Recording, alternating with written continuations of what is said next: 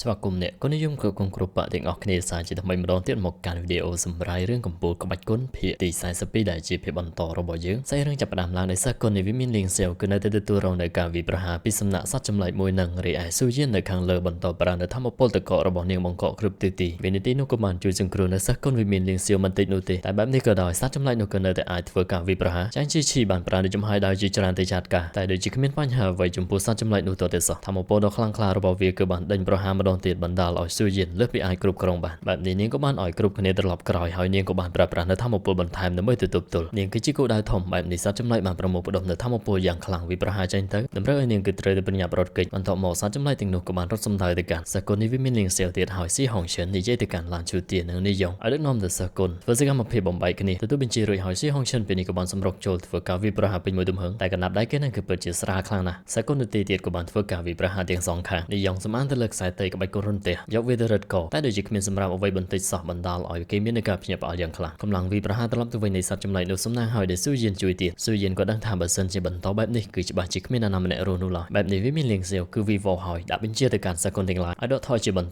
មើលទៅកាន់ពួកគេហាក់បីដូចជាមិនដាច់ចិត្តនោះទេតែនាងក៏នៅតែស្រែកសាយជាថ្មីនាយងក៏បានទាញឈូទាចាក់ចេញភ្លាមសត្វចម្លែកក៏នៅតែបន្តប្រើប្រាស់នៅធម្មពលយ៉ាងខ្លាំងក្លាវិប្រហាទៅកាន់ពួកគេទាំងអស់ស៊ូយៀននៅខាងលើព្យាយាមកិច្ចចុះកិច្ចឡើងខណៈពេលដែលសម្លឹងទៅកាន់សិស្សគុណទាំងឡាយកំពុងតែត្រូវបានធម្មពលរបស់វាវិប្រហារហូតបែបនេះនាងគឺមានតែឈប់សិនបញ្ចេញនៅធម្មពលយ៉ាងខ្លាំងក្លាដើម្បីទប់ទល់អូបន្លាយពេលឲ្យសិស្សគុណទាំងឡាយរត់គេចទៀតហើយដូចជាអ្នកខ្លះទាំងអស់គ្នាបានឃើញហើយសិស្សខ្លាំងនេះវាមានលៀងសៀវគឺពិតជាល្បីដោយឈ្មោះបញ្ចេញនៅចំហាយកំណាយមួយដ៏ធំគ្រប់គ្នាឃើញក៏ដឹងថានេះវាគឺជាច្បាប់នៃមេដីម្នាក់សរសើរមិនដាច់ពីមាត់គឺពិតជាអស្ចារ្យពេកហើយសូម្បីតែយ៉ាងខៃក៏ភ្ញាក់ផ្អើលស៊ូយៀនពេលនេះក៏បានបញ្ជានៅចំហាយមេដីរបស់នាងឲ្យដើរចូលទៅតែសត្វចម្លែកគឺនៅតែត្រៀមប្រយុទ្ធខណៈពេលដែលចំហាយមេដីរបស់នាងប្រើប្រាស់នៅធម្មពលគៀបសង្កត់រួចហើយចាប់កន្ទុយវាបោកសម្រុកទៅវាប្រហាបន្ថែមវាយដំច្រំធាក់ទៅកាន់សត្វចម្លែកនោះតែមើលទៅវាហាក់បីដូចជាតាន់ក្រនបាដំណាក់កាលនេះទៅហើយធម្មពលរបស់វាគឺនៅតែមានហើយសម្រុកមកកាន់តែលឿនបណ្ដាលឲ្យស៊ូយៀនបើទោះបីជាប្រើប្រាស់នៅច្បាប់មេដីក៏ពិបាកទប់ទល់ដែរបន្ទាប់ពីត្រូវខ្ទាតកម្លាំងរបស់នាងដូចជាខ្ចោះខ្សោយតែក៏នៅតែបន្តឲ្យចំហាយមេដីធ្វើការវាប្រហាជាបន្តបន្ទាប់ហើយគ្រាន់តែចំហាយធម្មពលដែលសត្វចម្លែកនេះបានព្រោះចេញពីមាត់អ្នកណាដែលគេចបន្តនោះទេគឺនឹងហានិភ័យច្បាប់នៃមេដីរបស់នាងគឺនៅតែបន្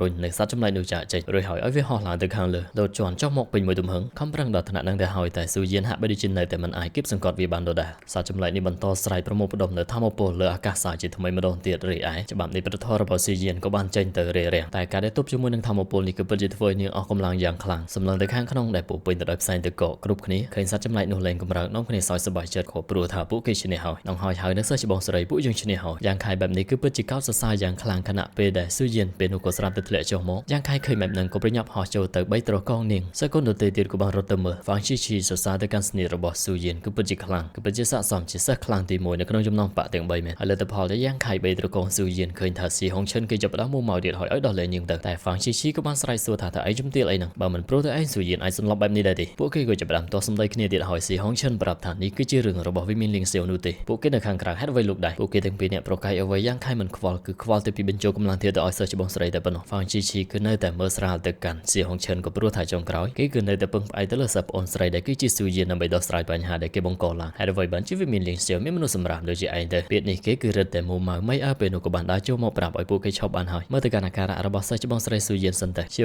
នាងក៏យល់ដូចគ្នាបើយើងមើលទៅកាន់យូសូក៏យល់ថាស៊ីហុងឈិនគេសមមុខហើយក៏ដោយសារតែមិនអាចធ្វើអ្វីបានគេគឺមានតែក្តាប់ដៃខំមកសង្កត់ចិត្តសរុបទៅទៀតពេលនេះក៏បានដឹងថាសិស្សច្បងស្រីបានដឹងខ្លួនឡើងវិញហើយពិតជាល្អខ្លាំងណាស់ភ្លាមនាងក៏ស្រាប់តែបានឃើញដែលសារចម្លែកនោះកំពុងតែព្យាយាមរើនាងដឹងថាធម្មពលតកដែលឃុំគឺមិនអាចទប់ទល់បានយូរនោះទេឲ្យគ្រប់គ្នាប្រញាប់រត់តែដំណាក់កាលនេះទៅហើយម្នាក់រត់លែងទាន់ហើយសត្វចម្លែកនោះគឺនៅតែបន្តប្រើប្រាស់នៅធម្មពលរួចហើយសម្រុកចូលទៅស៊ីហុងឈិនគេគឺនៅតែកំសានាំគ្រប់គ្នារត់គេចខណៈពេលនោះយ៉ាងខៃហក់ចូលទៅមុខខ្ចីដៅហ្វាងឈីឈីវិនិតិដែលទៅដល់មិនថាបើទោះបីជាថ្មរារាំងប៉ុន្មាននោះឡើយក៏យ៉ាងខៃនៅតែមានភាពហានខ្លាសម្រុកចូលទៅមុខរហូតទៅដល់ប្រើប្រាស់នៅចំហាយដៅយ៉ាងខ្លាំងកាប់ចុះទៅពេញមួយទំហឹងក្រោយពីឃើញបែបហ្នឹងម្នាក់ក៏បានឈប់មើលរីឯដៅរបស់ហ្វាងឈីឈីក៏ត្រូវបានបាក់ខ្ទេចខ្ទីហើយវិនិតិនេះបើយើងមើលទៅកាន់សត្វចម្លែកនឹងហាក់បីដូចជាដេកម្ដងទៀតហ្វាងឈីឈីក៏ក្តាប់ដៃថាយ៉ាងខៃនេះគឺពិតជាប្រហិនខ្លាំងណាស់ក៏ប៉ុន្តែជាអកុសលស្នេហ៍វិប្រហានេះខ្លាំងណាស់ដែរតែមិនអាចធ្វើអ្វីបិសាចនេះបានទៅសោះសត្វចម្លែកគឺនៅតែមិនអីក្រោកឈរសម្រុកចូលគេដឹងហើយថាយ៉ាងខៃពេលនេះមានហានិភ័យហើយក្រោយពីឃើញចឹងមើលទៅកាន់យ៉ាងខៃគឺនៅតែមិនព្រមរត់គេចចាក់ចេញពីសិស្សច្បងស្រីតូចរបស់គាត់ម្នាក់នេះនោះឡើយហើយសត្វចម្លែកក៏បានធ្វើការវិប្រហាមកយ៉ាងខៃប្រានៅធម្មពលយ៉ាងរបស់គាត់ការពារដល់នាងបណ្ដាលឲ្យគាត់ខ្ទាតចេញទៅនាងគឺនៅតែកេងកោយទ្រូងរបស់គាត់សួរថាយ៉ាងម៉េចដែរហើយសិស្សប្អូនបន្ទាប់មកក៏ហៅថាយ៉ាងខៃ